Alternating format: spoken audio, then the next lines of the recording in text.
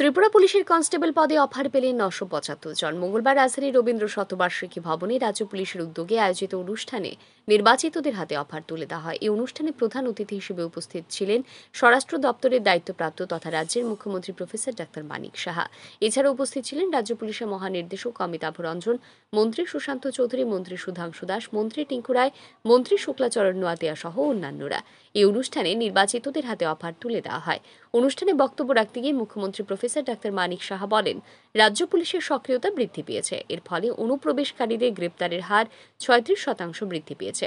রাজ্য পুলিশের বিশেষ সক্রিয়তার কারণেই সদ্য সমাপ্ত বিধানসভা এবং লোকসভা নির্বাচন সুষ্ঠুভাবে সম্পন্ন হয়েছে। এর জন্য ভারতের নির্বাচন কমিশনের বিশেষ প্রশংসা পেয়েছে রাজ্য পুলিশ। মুখ্যমন্ত্রী আরও বলেন, সরকার চায় গণতন্ত্র বজায় থাকুক। কয়েকটি ছোটখাটো ঘটনাকে কেন্দ্র করে রাজ্যে গণতন্ত্র নেই বলে হইচই করা হয়। এই ক্ষেত্রে পূর্বতন সময়ের সংবাদপত্রের কাটিংগুলির প্রতি তাদের দৃষ্টি রাখা উচিত বলে মনে করেন মুখ্যমন্ত্রী। মুখ্যমন্ত্রী বলেন, আইন বদলালেই চলবে না, এই আইন যেন যথাযথভাবে পালন করা হয় সেই দিকে দৃষ্টি রাখতে হবে। এখন অনেক বিষয় বাকি রয়েছে, সেগুলো পর্যালোচনা করে পূরণ করার উদ্যোগ নেওয়া হয়েছে। অফারপ্রাপ্ত কনস্টেবলদের স্বাগত জানিয়ে মুখ্যমন্ত্রী বলেন, আপনারা এবং আমরাও মানুষের ট্যাক্সের পয়সায় বেতন পাই। তাই দেশ ও রাজ্যের চিন্তাভাবনা মাথায় রেখে জনগণের সাথে বন্ধুত্বপূর্ণ সম্পর্ক স্থাপনের মাধ্যমে কাজ করতে হবে। দেওয়া হচ্ছে অফারগুলো আমি নিজে দেখেছি, আমি দায়িত্বের সাথে বলতে পারি। বিভিন্ন সময়ে অনেক এমএলএদের বাড়ির থেকে বিতরণ হতো, পার্টি অফিস থেকে বিতরণ হতো। আর যেটা রাজীববাবু বলেছেন যে আমাদের সেই সৎসাহস আছে, এর জন্য আমরা এখানে দাঁড়িয়ে আমরা সেই অফার বিতরণ করতে পারছি এবং সেটা করব। আপনারা যা করেছেন আমরা সেটা করব না, এবং আমরা যেটা করব সেটা হয়তো বা আগামী দিনে আপনাদের সেটা শিক্ষা আপনারা নেওয়া উচিত। বন্ধুগণ, আমি আপনাদের কাছে একটাই নিবেদন রাখবো যে মানুষের জন্য আপনারা মানুষের যে ওনাদের যে ট্যাক্সের পয়সায় আপনারা কিন্তু বেতন পাবেন আগামী দিন, বা আমরা যারাই আছে আমরা পাই। মানুষের সাথে বন্ধুত্বপূর্ণ যে একটা রিলেশন, সেটা আগামী দিন যেখানে যেখানে আপনাদের পোস্টিং থাকবে, আপনারা রাষ্ট্রবাদী দেশের চিন্তাভাবনা করে, এই রাজ্যের চিন্তাভাবনা করে ওদের সাথে একটা বন্ধুত্ব সুলভ একটা আচরণ আপনারা করবেন।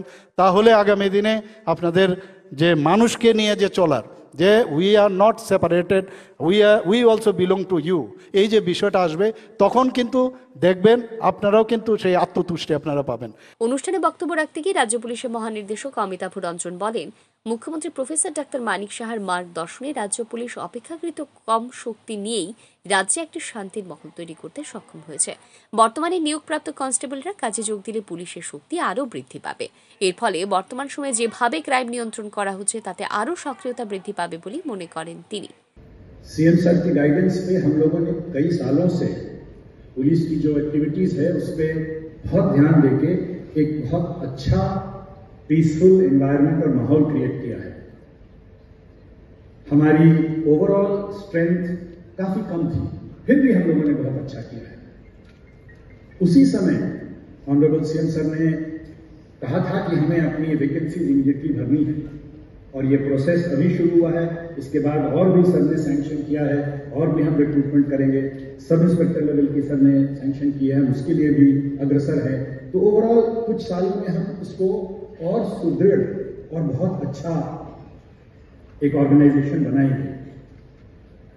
मुझे पूरा विश्वास है सर कि इनके ज्वाइन करने के बाद और इनके ट्रेनिंग के बाद हमारी पुलिस स्टेशन की स्ट्रेंथ बढ़ेगी, हमारी रीच और हमारा impact on the common person, क्योंकि सिविल कांस्टेबल्स थाने की तरफ से जाके कॉमन लोग से गांव-गांव में मिलते हैं, हमारी वो रीच, हमारी वो इम्पैक्ट और भी बढ़ेगी। और हमें पूर्ण विश्वास है कि अभी जितना हम लोग क्राइम कंट्रोल कर रहे हैं और इम्पैक्ट दिखा रहे हैं, उनसे कहीं अच्छा प्रदर्शन और योगदान दिखाएंगे।